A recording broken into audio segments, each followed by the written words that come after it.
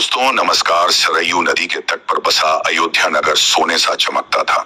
रघुवंश के राजा दशरथ उसकी शोभा थे। 3 रानियां कौशल्या, कैकेयी और सुमित्रा और 4 पुत्र राम, भरत, लक्ष्मण, शत्रुघ्न इस समृद्ध राज परिवार का हृदय थे। राम सबसे बड़े, शौर्यशालीनता का मेल, प्रजा के प्रिय। भरत कैकेयी पुत्र, सौम्य और धर्मनिष्ठ। लक्ष्मण राम के सहोदर, सदैव साथ रहने वाला साहसी भाई।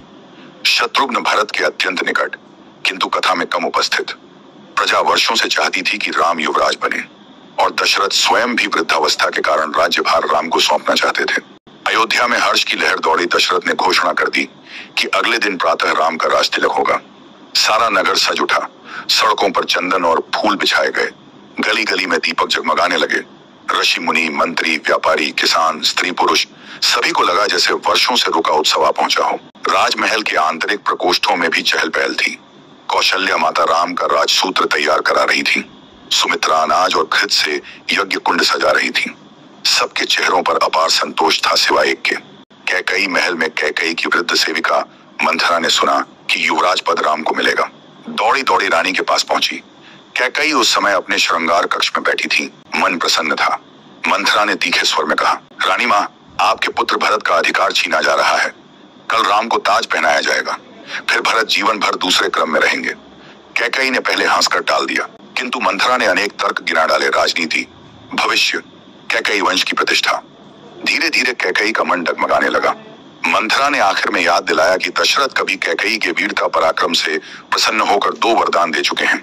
आज यदि वे वरदान मांग लें, भरत का राज तिलक और राम को वनगमन सुनिश्चित हो सकता है। रात गहरा चुकी थी। तिलक पूर्व संध्या का उत्सव चरम पर था। उसी रात कैकेयी क्रोध को भवन में जा बैठी, जहां रानी रूठकर अपनी इच्छा मनवाती थी। महाराज दशरथ को सूचना दी गई कि प्रिय रानी विक्षुब्ध हैं। राजा, जो उस दिन अत्यधिक प्रसन्न थे, चिंता में पड़ गए और शीघ्र वहां पहुंचे। कैकेयी भूमि पर बिना अलंकार, बिना आराम के लेटी थी। दशरथ ने कारण पूछा।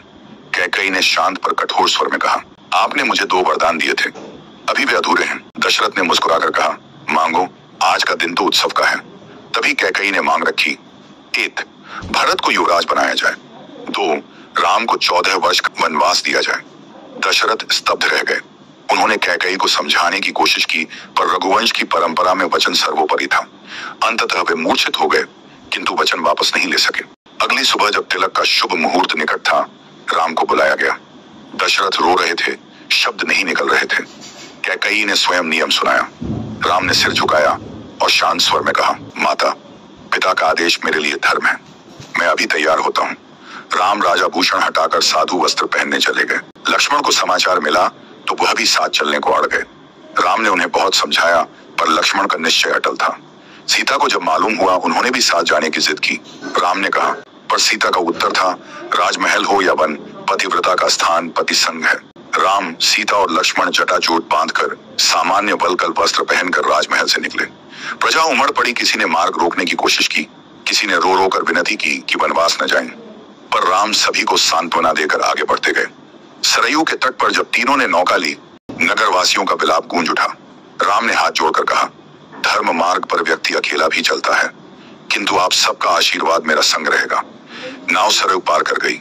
अयोध्या मानो प्राणहीन हो गई। राम के प्रस्थान के बाद राजा दशरथ के मन पर दुहक का पहाड़ टूट पड़ा। वे बार बार राम राम पुकारते और मूर्छित हो जाते।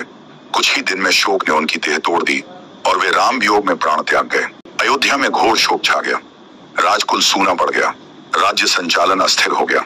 इसी समय भरत और शत्रुघ्न, जो ननिहाल के देश गए थे, अयोध्या लौटे।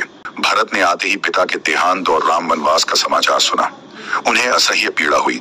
वे तुरंत कैकेयी के पास पहुंचे और कटु वचनों में पूछा, माता, आपने यह अनर्थ क्यों किया? राम तो आपसे भी अधिक आपका आदर करते थे। कैकेयी ने रोते रोते कारण बताया, लेकिन भरत ने साफ कहा, मुझे ऐसा राज्य नहीं चाहिए जो भ्रातृवियोग से मिला हो। भरत ने राजसभा में घोषणा की कि सिंहासन का असली अधिकारी राम ही है।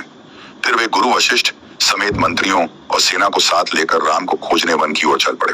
3 दिन की यात्रा के बाद दल चित्रकूट पहुंचा, जहां राम, सीता, लक्ष्मण कुटिया बनाकर रहते थे। भरत ने राम के चरण पकड़ लिए और अयोध्या लौटने की प्रार्थना की। राम ने प्रेम से भाई को उठाया और कहा, भ्राता, पिता का आदेश और मेरी प्रतिज्ञा मुझे 14 वर्ष तक वन में ही रहने को कहती है। बहस लंबी चली, किंतु राम टस से मस नहीं हुए। अंततः गुरु वशिष्ठ के सुझाव पर भरत ने राम की खड़ाऊ मंगाई। उन्होंने उन पादुकाओं को राज सिंहासन पर रखकर प्रतिज्ञा की, मैं नंदीग्राम में तपस्वी सा रहूंगा और राज्य मात्र राम के नाम से चलाऊंगा। 14 वर्ष पूर्ण होते ही राम स्वयं राजगद्दी पर बैठेंगे। राम ने भरत की भक्ति देखकर आशीर्वाद दिया और भाइयों ने आंसुओं में विदा ली। राम, सीता, लक्ष्मण आगे बढ़े। ऋषि आश्रमों में अतिथि हुए, दुर्गम वन पर्वतों में विचरे। वे दंडक वन पहुंचे जहां राक्षस उत्पात मचाते थे। राम ने अनेक असुरों को पराजित कर तपस्वियों को निर्भय किया। इसी दंडक वन में शूर्पणखा प्रकरण हुआ। आगे चलकर सीता हरण और राम रावण युद्ध का मार्ग बनाया, लेकिन वह कथा इस प्रसंग से आगे की है। राम का वनवास यहीं कई मोड़ों से गुजरा। सादगी, संघर्ष, प्राकृतिक सौंदर्य और अनगिनत मानवीय मूल्यों का प्रदर्शन करते हुए अयोध्या लौटकर भरत ने सिंहासन की सीढ़ियों पर राम की पादुकाएं रखी। स्वयं पेड़ तले कुटिया बनाकर रहे, जटा बांध ली, कुटी वस्त्र धारण किया और रोज सादे आहार पर रहे। राज्य कार्य सदा राम की आज्ञा कहकर किया, इसलिए प्रजा आश्वस्त थी कि राजा भले वन में हों, उनका धर्म राज्य पर कायम है। भरत हर दिन राम का स्मरण करते। 14 वर्ष तक नंदीग्राम में उनका यह व्रत टिका नहीं। कालचक्र का पूर्ण घेरा। 14 वर्ष बीत गए। लंका विजय के पश्चात राम, सीता, लक्ष्मण और वानर सेना अयोध्या लौटे। भरत ने दूर से राम का आगमन देखा और हर्षातिरेक में मूर्छित हो गए। राज्याभिषेक का दिन आया। उसी राजसभा में जहां कभी राम का तिलक रुक गया था, आज विधिवत अभिषेक हुआ। माताएं, गुरु, मंत्रीगण तथा समस्त प्रजा ने खुशी का उत्सव मनाया। राम राज्य की स्थापना हुई जहां सत्य, न्याय, करुणा, धर्म और प्रजा सुख सर्वोच्च रहे। दोस्तों, राम का वनवास केवल व्यक्तिगत त्याग नहीं था, यह अनेक सत्यों का संगम था। 1. वचन पालन, दशरथ ने वरदान निभाया। 2. धर्म पालन, राम ने पिता की आज्ञा को सर्वोपरि माना। 3. त्याग और सेवा, सीता, लक्ष्मण ने सहचर्य चुना। भरत ने राज्य का लोभ त्याग कर भ्रातृभक्ति निभाई।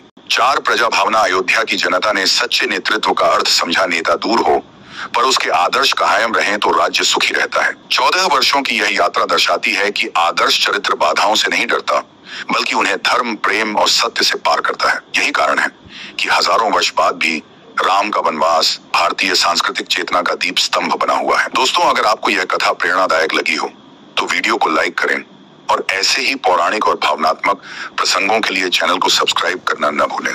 मिलते हैं अगली कहानी में, एक नए चरित्र, एक नई प्रेरणा के साथ। जय श्री राम।